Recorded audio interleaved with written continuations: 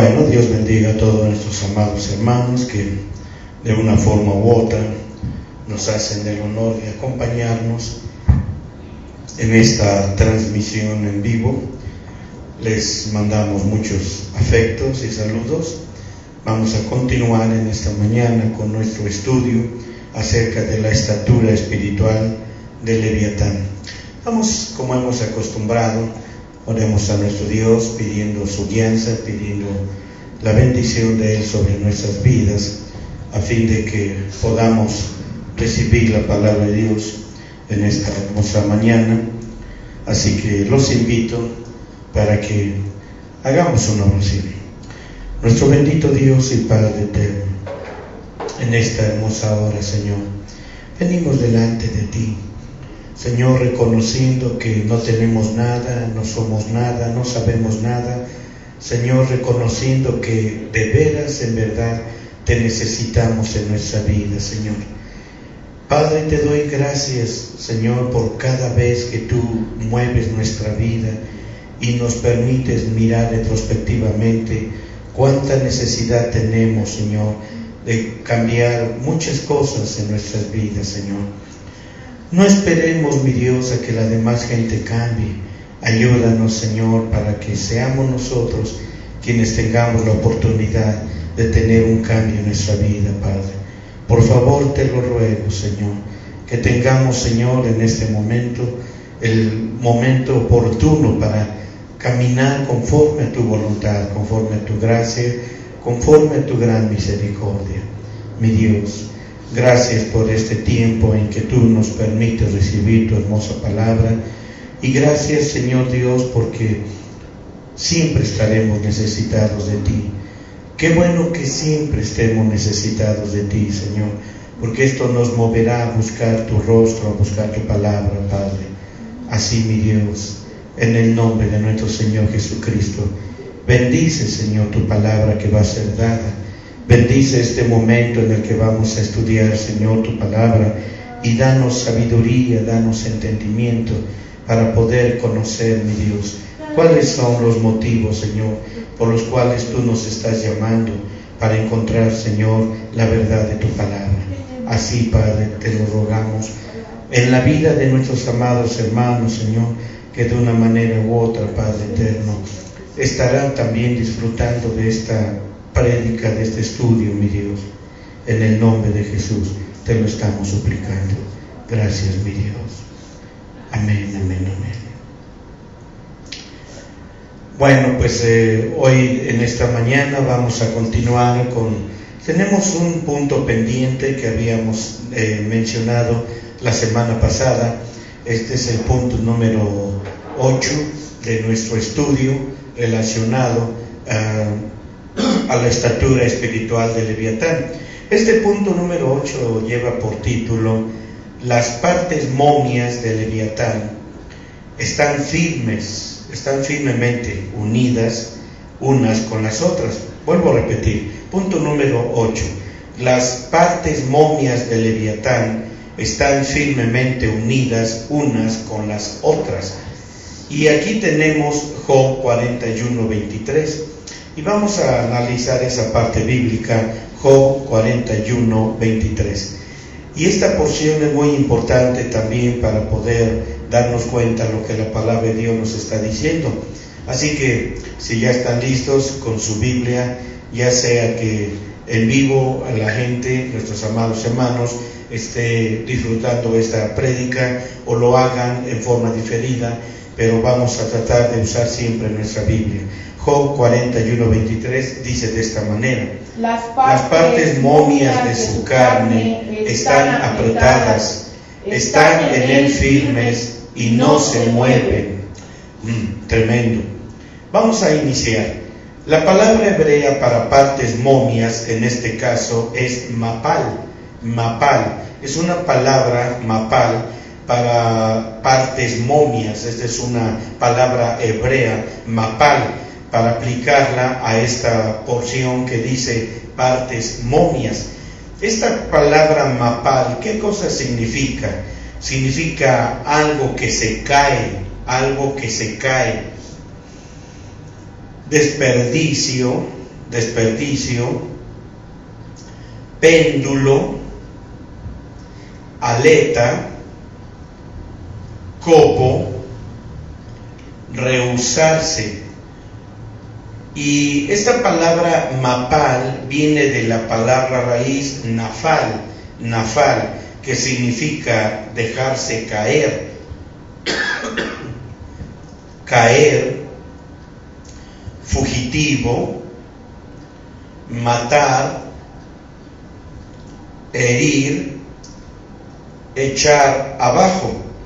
Y como pueden ustedes ver, mis hermanos, es tan importante que nosotros tengamos pleno conocimiento de lo que la palabra de Dios está diciendo en esta porción. Si no conocemos, si no llegamos a saber cuáles son las porciones de lo que cada palabra significa o se traduce en el hebreo, nunca comprenderemos lo que la palabra de Dios nos enseña, ya que si los vemos en el aspecto literal, digamos como se puede entender en el área literal, perderemos mucho del significado, perderemos mucho el significado de todo ello.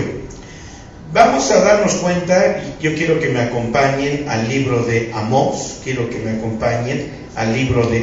capítulo 8, versículo 6, 8:6. Y en este libro de Amós, capítulo 8, versículo 6, pues vamos a ver lo que dice. Miren, necesitamos conocer bien aquí lo que la palabra de Dios nos dice. Y ya les he dicho a ustedes que el profeta Amós dijo cómo Leviatán había cegado los ojos del entendimiento de Israel, que la hizo sentir en libertad de vender a los pobres y necesitados por plata, es decir, dinero, y un par de zapatos. Trataron al como si hubiera vendido lo rechazado, mapal o desperdicio del trigo. Cuando ustedes ven aquí esta porción de la palabra de Dios, mis amados hermanos, encontramos aquí entonces cómo el Señor nos está llevando a ese pleno conocimiento. En Amós capítulo 8, versículo 6, entonces dice de esta manera: para comprar los pobres por dinero y los necesitados por un par de zapatos, y venderemos los derechos del trigo, las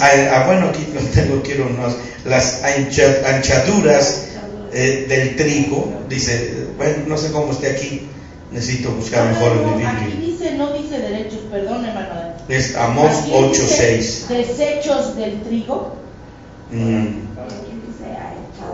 Echaduras, ¿verdad? Echaduras. Para comprar a los pobres por dinero y a los necesitados por un par de zapatos, ¿venderemos los desechos del trigo? Bueno, ok. Vamos a ver, miren, pero de cualquier manera este versículo y lo que estoy tratando de mostrarles es algo que nos debería de dar vergüenza sin paralelo, echar abajo al hermano pobre y necesitado al venderlos por el mismo precio de lo rechazado, eso es, del desperdicio del trigo. Normalmente esto es algo que se vive en todo el mundo entero, en todo el mundo entero. El otro día estábamos viendo un video que subieron unos reporteros que fueron a una parte de la India, de África, o no sé de dónde, no recuerdo bien. Es un asunto tan conmovedor, ¿verdad? Así como estamos viendo aquí, ¿verdad? Sin embargo, bueno, ¿para qué entrar en detalles como estos? Pero qué tremendo es cuando vemos a alguien pobre, a alguien necesitado, y siempre los vemos, o vemos a ese tipo de gentes, siempre los vemos con tanto menosprecio, con tanto desprecio, que en realidad es de dar vergüenza, porque no debería de ser de esa manera. Tratamos a la gente pobre peor que nuestros zapatos viejos, y es exactamente eso. La expresión es correcta, la expresión es perfecta, porque en verdad eso es lo que sucede con la gente. Y miren, una vez más en Génesis, el odio, la muerte y las tinieblas de Leviatán se manifestaron cuando el alma de Caín fue levantada, volviéndose en este caso un tremendo juez del tipo de sacrificio que ofrecería a Dios, y que fue un sacrificio de pan que hizo que Dios rechazara el sacrificio sin sangre de Caín. Como pueden ustedes ver, Leviatán abajó el alma de Caín, que su semblante reflejó su estado fiero y su estado tan caído en el que él se encontraba en ese momento. Qué tremendo es esto, qué situación. Cuando vemos aquí nosotros la palabra de Dios en esta porción, nos damos cuenta que Caín hirió y mató el pacto de sangre de Dios, por así decirlo, al rehusarse en ofrecer un sacrificio de sangre por sus pecados. Su semblante inmutado era un testimonio externo de su homicidio interno al pacto de sangre de Dios. Déjenme primeramente mostrarles a ustedes la explicación de este acontecimiento. Mucho se ha hablado acerca de por qué Dios pues tuvo una, dígase así, ¿por qué no?, una molestia por la ofrenda que Caín le había traído. Miren, desde un principio Dios había dado instrucciones de cómo agradar a Dios a través de las ofrendas. Y Dios le había dicho a Adán, hombre y mujer, cómo eran en este caso los sacrificios. Qué terrible que la humanidad haya tenido un principio tan decadente, no por parte de Dios. Dios comenzó con algo glorioso cuando hizo al hombre y después trajo a la mujer. La mujer nunca jamás fue creada. La mujer no fue creada, fue el hombre el que fue creado. Luego entonces, hermanos, lo que nosotros vemos es la falta de esmero y trabajo en la vida de Adán, hombre y mujer, de haber conducido en este caso a su familia, dígase así, a Caín, a Abel. Y no voy a entrar en esos debates o cuestionamientos acerca porque son cuestiones y debates muy absurdos. Para mí son muy absurdos. Cuando dicen, pero si nada más eran los dos únicos en todo el planeta Tierra, y cuando dicen que Caín se fue, encontró mujer y se casó. Entonces, quiere decir que habían habitantes y no sé cuánto. Miren, he hablado de eso infinidades de veces, que ya ni ganas me dan de volver a retomarlo. Así que entonces, vamos a ver. Entonces, Adán, hombre y mujer, nunca orientaron perfectamente a sus hijos sobre la forma de agradar a Dios. Qué tristeza y qué vergüenza, mis hermanos, que muchas veces nosotros también como padres no orientamos a nuestros hijos en la forma correcta de cómo deben venir a la iglesia, aún hasta en su persona, en su forma de vestir para venir a la iglesia. No ponemos la suficiente atención en nada de eso. Así que nosotros decimos, solamente tengo que ir a presentar delante de Dios, dar un amén, un gloria a Dios, un aplauso y me regreso a casa porque va a empezar el fútbol. ¡Qué tremendo! Y Caín era un cuadro exactamente igual, aunque no había fútbol en aquellos tiempos, pero de alguna manera su trabajo de traer una ofrenda a Dios fue una ofrenda carente de sangre. Ahora, déjenme decirles a ustedes un secreto. Un secreto que a lo mejor no les he compartido, aunque sí lo he hecho, pero no con el lenguaje como en el que estoy haciéndolo ahorita, por ejemplo, en este caso.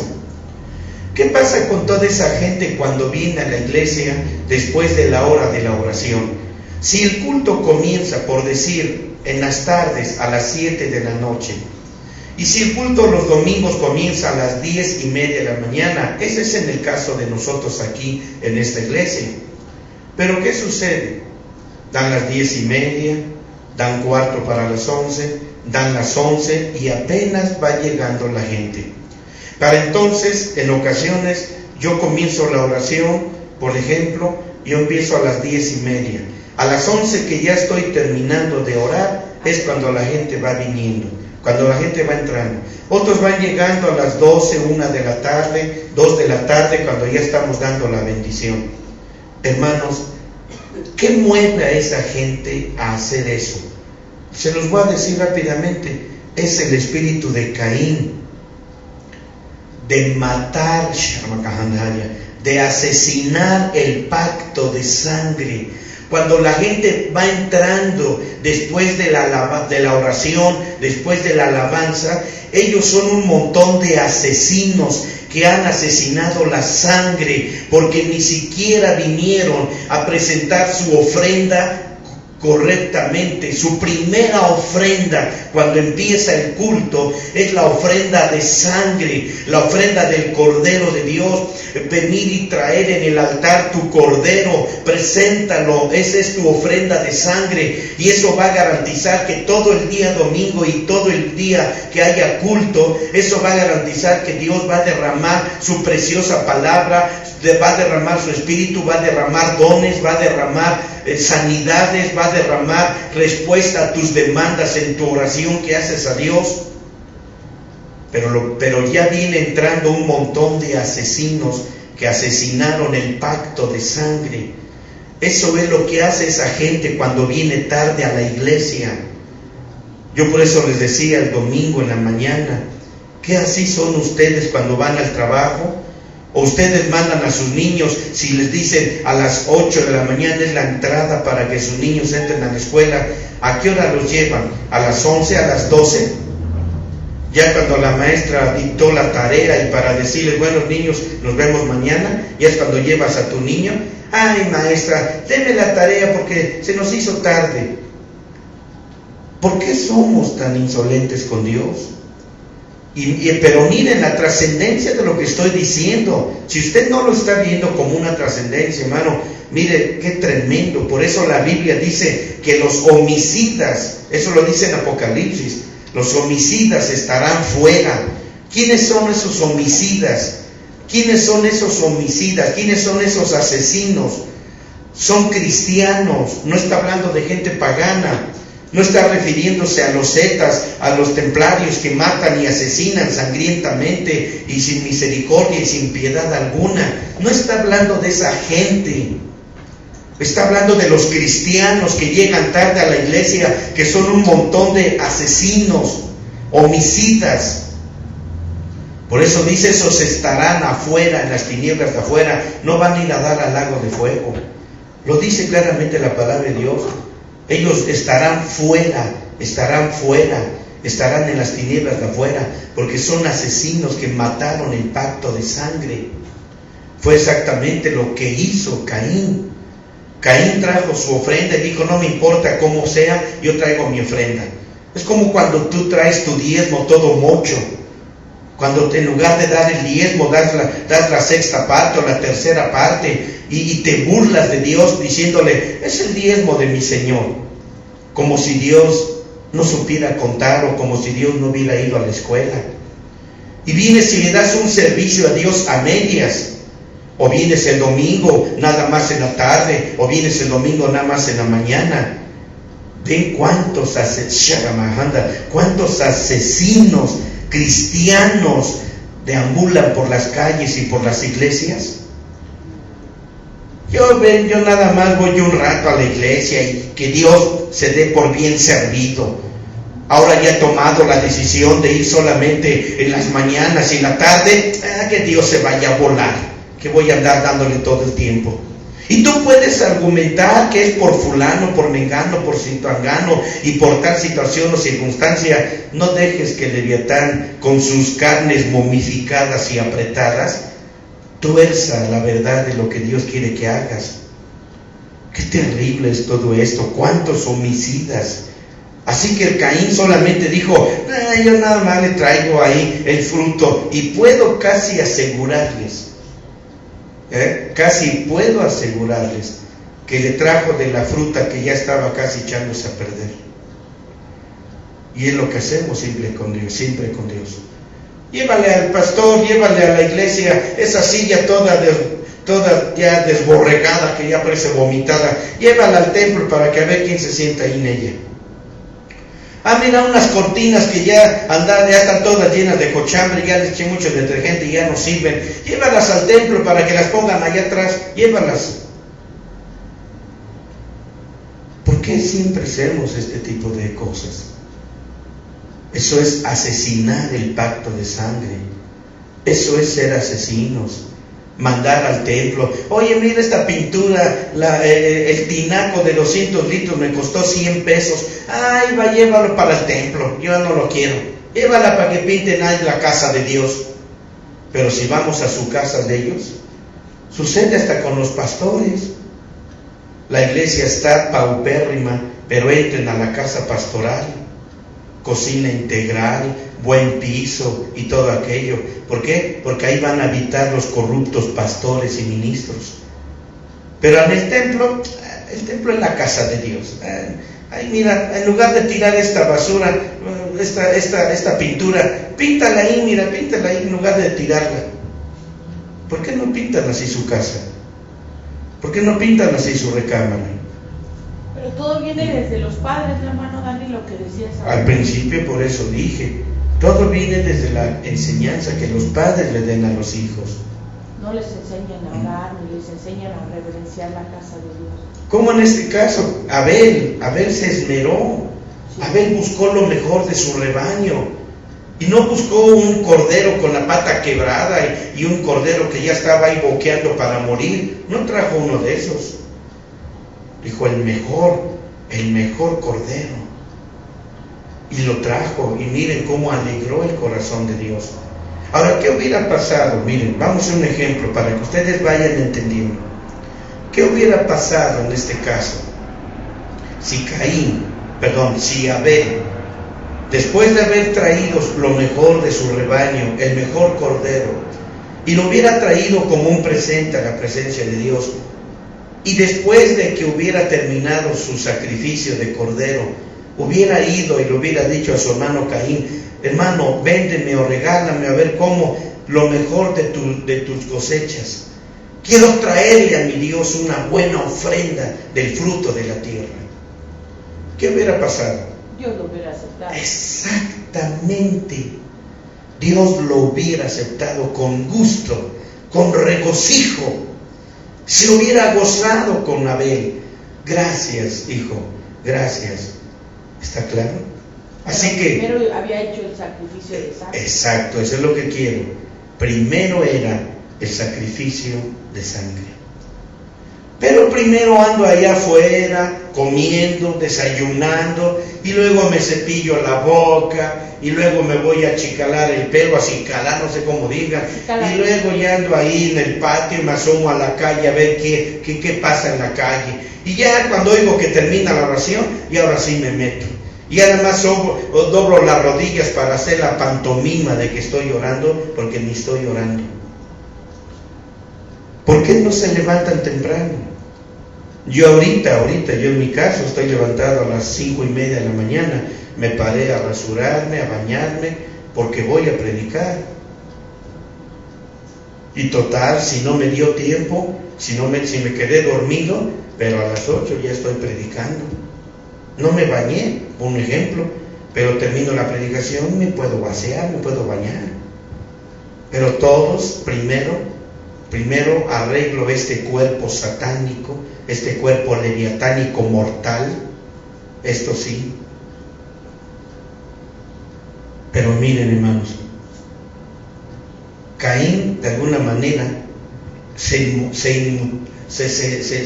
ensañó, su rostro estaba totalmente iracundo. Así que entonces, mis hermanos, en el 4:6 de Génesis, 4:6 de Génesis,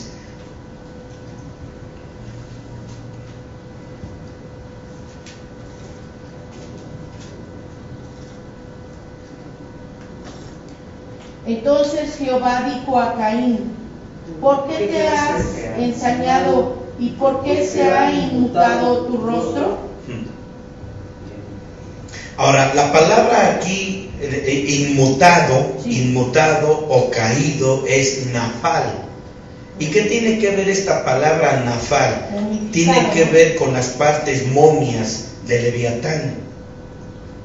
Cuando una persona pone su cara, cuando decimos, ya pusiste tu carota, mira qué fea cara se te ve, hoy pareces demonio, y hasta te enojas más cuando te lo dicen. Pues claro, ¿cómo no? Si te están descubriendo que tu cara rápidamente se ve como la de Caín, se ve totalmente ensañada, se ve inmutado su rostro. Así que el semblante inmutado, es decir, caído, nafal de Caín, traicionó su odio, muerte y tinieblas que se habían levantado en contra del pacto de sangre del Señor, que estaba lleno de su amor, luz y vida.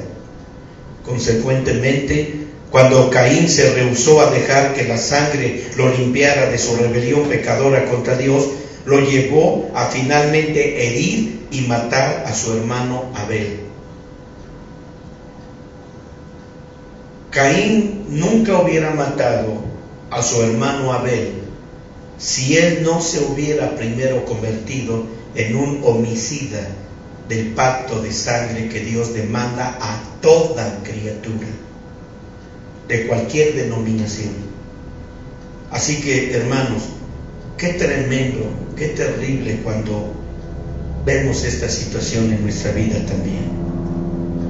El apóstol Juan registró lo que sucedió cuando el Señor Jesucristo salió del huerto de Getsemaní para encontrarse con sus enemigos, y su gloria de humildad fue tan poderosa que los hizo caer de espaldas al suelo.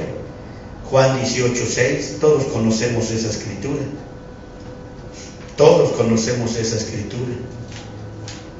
Sí, amén. Ahora dice aquí la palabra de Dios, pero voy a tratar de encontrar la manera de expresarlo y hacérselo saber para que ustedes puedan tener por lo menos ese conocimiento.